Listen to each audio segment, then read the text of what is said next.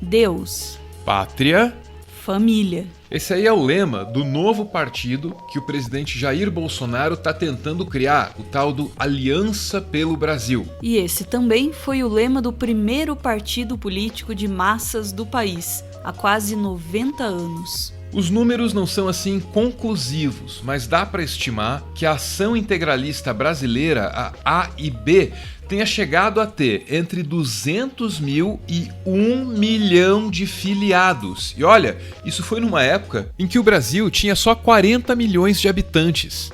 O peso social e cultural desse grupo era imenso, inclusive no meio intelectual. O poeta Vinícius de Moraes, por exemplo, aderiu ao integralismo. Ele pulou fora depois, mas chegou a publicar versos em revistas do movimento. Aliás, os integralistas tinham uma máquina vastíssima de propaganda e doutrinação. Eles tinham muitos jornais, revistas e programas de rádio, tudo ligado ao partido. Era tanto rádio, tanta revista, tanto jornal que eles precisaram criar uma associação, a Sigma Jornais Reunidos, para organizar tudo isso. Nas eleições de 1936, usando todo esse poder de mídia aí, a Ação Integralista conseguiu 250 mil votos. Eles elegeram 500 vereadores, 20 prefeitos e 4 deputados estaduais. Não é pouca coisa, não. A Ação Integralista Brasileira era um partido de extrema-direita que transportou e adaptou o fascismo europeu para a realidade brasileira na primeira metade do século XX. O objetivo desses caras era transformar o Brasil no que chamavam de uma nação integral, um lugar em que, sob a mística do cristianismo, o ultranacionalismo asfixiaria a diversidade e até mesmo a noção de indivíduo. O Salgado ele tinha uma ideologia, digamos assim, única, que ele dizia que tinha 4 humanidades, que a história do mundo era passada por 4 humanidades, digamos assim. A primeira humanidade era chamada politeísta, a segunda humanidade era a monoteísta, terceira ateísta e a última, claro, integralista. Aquela ideia dele, a ideia nova que ele se propõe, que é o integralismo, é a síntese dessa batalha.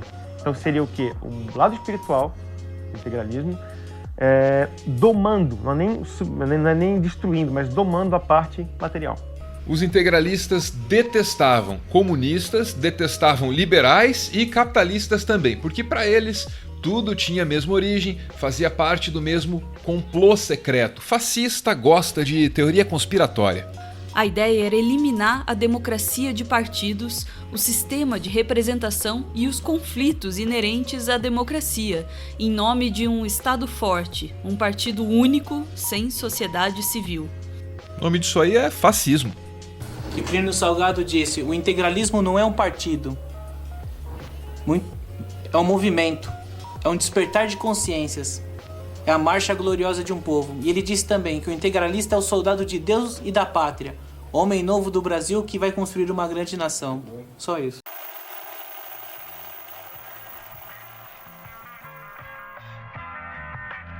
Os integralistas tinham um extenso catálogo de símbolos e rituais. Um deles era a letra grega sigma, sinônimo de soma, que resultaria no Estado integral. Ela era usada em bandeiras e também em braçadeiras, bem ao estilo nazista. As regras de comportamento eram rígidas.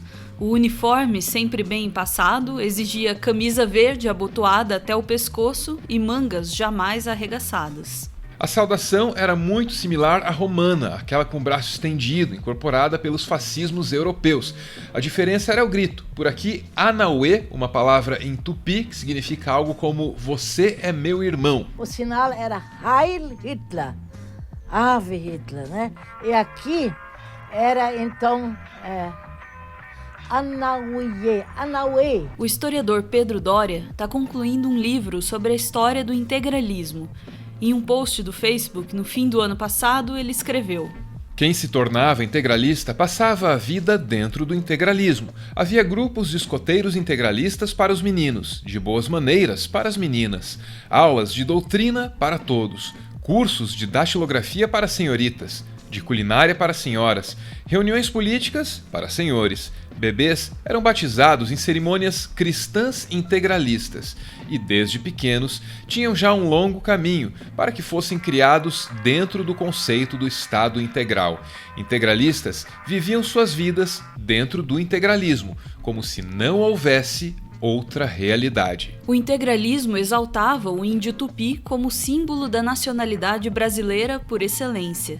Um dos grandes sonhos integralistas era substituir o Papai Noel por um novo personagem, o Vovô Índio. Um vovô índio devidamente convertido ao cristianismo, é claro. E nesse ponto, o integralismo tinha uma radical diferença em relação ao seu primo mais próximo chamado nazismo. O integralismo queria atrair todos, brancos, negros, índios, caboclos. Claro que o integralismo brasileiro ele se espelha na experiência do fascismo italiano e do nazismo alemão, mas a importação desse modelo ele tem que se adaptar às condições nacionais, o que nem sempre é fácil. Por exemplo, como é que você pode defender um modelo de um ser humano perfeito, ariano, né, para uma sociedade mestiça? Então, a própria evocação do tema da raça no movimento integralista ele tem que ser adaptado às condições nacionais. Evidentemente, qualquer projeto que no Brasil fizesse a mera defesa da superioridade da raça ariana em relação ao restante do país não teria futuro político. Então, aqui a própria noção de raça é reconstituída pelo integralismo como pela ideia da constituição de uma raça brasileira, quer dizer, é uma raça definida em termos nacionais e não propriamente em termos étnicos, como era no caso do nazismo na Alemanha, que era a ideia da superioridade da raça ariana. Os camisas verdes, como eram conhecidos, promoviam grandes marchas. As maiores chegaram a contar com 50 mil pessoas. Essas marchas se pretendiam como demonstrações de força e disciplina. Então todas as marchas elas eram pensadas, havia o protocolo ritual da IB que justamente normatizava como seriam essas marchas, né? Então a distância entre os participantes, como deveriam marchar, quem viria na frente, a bandeira nacional, a bandeira integralista e a banda, né, já conduzindo essa marcha, as crianças, as mulheres. Nessas ocasiões, os participantes eram dispostos à violência. Os integralistas se organizavam em milícias e frequentemente entravam em confronto nas ruas, principalmente com os comunistas. E aí valia de tudo, pedra, pau, tiro também. E quando precisaram fugir, em 1934, durante uma marcha na Praça da Sé, em São Paulo, foram chamados de Galinhas Verdes. O apelido foi dado pelo jornalista e humorista Barão de Itararé. Depois disso, ele foi sequestrado e espancado.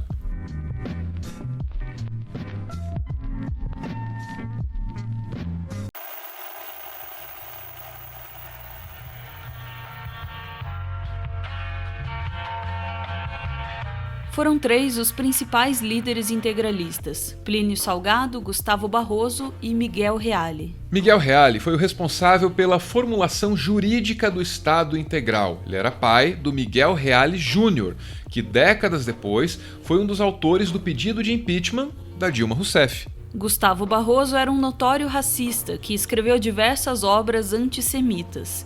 Inclusive, traduziu para o português os Protocolos dos Sábios de Sião. Esse livro é um documento sabidamente fraudado para justificar a perseguição a judeus na Rússia czarista. Uma teoria conspiratória clássica. Na Alemanha, esse texto aí serviu para legitimar a matança de judeus durante o Holocausto. É um texto com uma história cabulosa. No entanto, o principal líder, o chefe nacional dos integralistas, foi mesmo Plínio Salgado. Plínio Salgado, jornalista e escritor, nasceu em 1895. De início, ele se dedicou à leitura de filósofos materialistas. Foi em 1918, com a morte da sua primeira esposa, que o Plínio Salgado deu uma guinada, se voltando para a religião. A partir daí, ele passou a estudar pensadores católicos. Em 1922, ele participou discretamente da Semana de Arte Moderna. Mais tarde, acabou se alinhando ao movimento verde-amarelo, vertente do modernismo que propunha um nacionalismo puro, sem interferências estrangeiras. Ele exaltava o índio tupi e elegia a anta como nosso símbolo nacional. Por isso, mais tarde, o movimento foi rebatizado de Escola da Anta. Apropriado. Quando viajou para a Itália em 1930, Plínio voltou vivamente impressionado pelo fascismo de Mussolini. 2 anos depois, ele fundou a Ação Integralista Brasileira. Em 1937, ele ficou ao lado de Getúlio Vargas durante o golpe do Estado Novo. Para justificar o golpe, Getúlio utilizou um documento que detalhava o planejamento de um levante comunista no Brasil. Só que o chamado Plano Cohen era uma fraude. E, inclusive, havia sido escrito por um integralista. Na nova ditadura, o Plínio Salgado esperava ser o ministro da Educação, mas ele viu a Ação Integralista ser colocada na clandestinidade pelo Getúlio Vargas, junto com os outros partidos políticos. Traídos e revoltados, em março de 1938, 2.000 integralistas saíram às ruas do Rio. Eles foram reprimidos pela polícia política de Vargas. Houve mortos, mas não se sabe exatamente quantos. Aí, em maio, 80 integralistas fizeram uma nova tentativa de invadir o Palácio da Guanabara para matar o Getúlio e tomar o poder. Deu errado de novo e alguns foram sumariamente fuzilados. Era o fim da AIB como partido. Plínio Salgado foi preso em 1939 e passou os 6 anos seguintes exilado em Portugal. De volta ao Brasil, na democracia, ele maquiou a doutrina integralista e fundou o Partido de Representação Popular, o PRP. Candidato à presidência em 1955, Plínio conseguiu 714 mil votos, 8% do total. Está na hora de mudar, veio Plínio Salgado do Brasil endireitar. O homem vem aí, está na hora de mudar, veio Plínio Salgado do Brasil endireitar. Ok, tá bom, chega. Em 1958, Plínio foi eleito deputado federal pelo Paraná, em mais uma contestável contribuição histórica do sul do país para o Brasil. Ele foi reeleito em 1962, dessa vez por São Paulo. Em 1964, lógico, ele apoiou o golpe militar. Com a extinção dos outros partidos, ele se filiou à Arena, que dava sustentação à ditadura, e foi deputado federal mais 2 vezes. Plínio morreu em 1975. Quer dizer, não morreu, foi para a milícia do além. Na mística do integralismo, o integralista nunca morre. Não mesmo, porque ele segue dando nome a muitas ruas de cidades do interior de São Paulo. O fascismo tá por aí.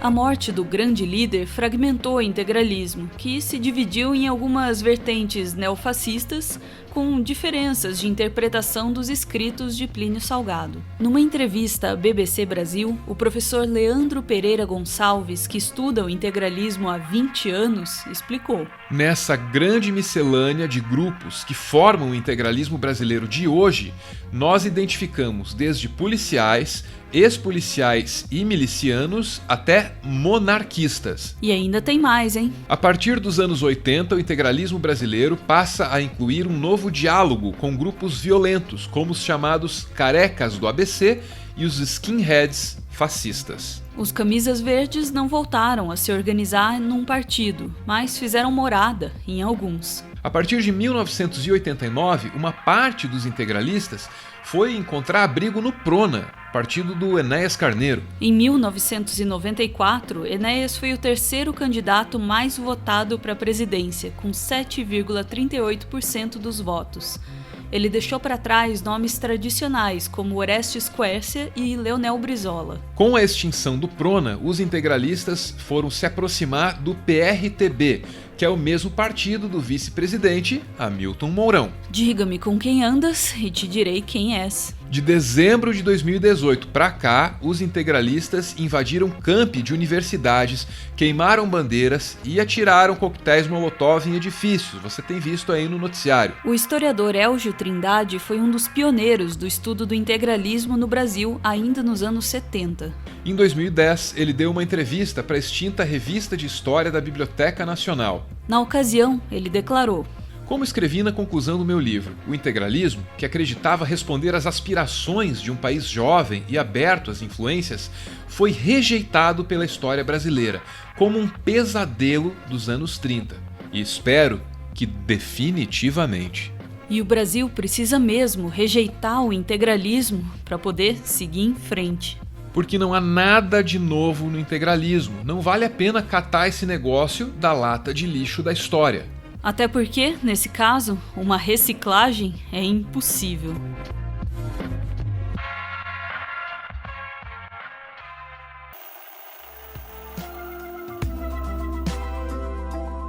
Dia desses, a gente lançou esse livro aqui, Tudo o que você precisou desaprender para virar um idiota. I understood that reference. Esse livro compila, desmente e explica de onde saíram as teorias conspiratórias que hoje definem os rumos das políticas públicas do Brasil. Uma breve olhada no índice pode te ajudar a compreender melhor do que se trata. Tem um capítulo para explicar que essa conversa aí de marxismo cultural nasceu justamente na Alemanha nazista. Tem um outro para explicar que vacinas são seguras. E assim por diante até chegar nas conspirações envolvendo o educador Paulo Freire. O nosso livro está disponível em várias livrarias. Se você se interessou, tem os links para compra aí na descrição do vídeo. Você pode dar uma olhada, mas só se você quiser.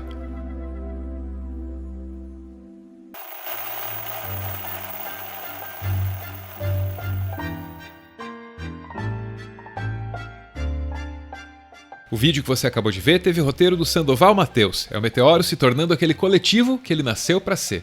Nosso canal é mantido graças a uma campanha de financiamento coletivo. Quem participa aparece aqui no finalzinho, que é para receber o nosso agradecimento. Hoje a gente vê aí o Jaime que é uma anta, mas que não é burro o suficiente para ser integralista. Valeu!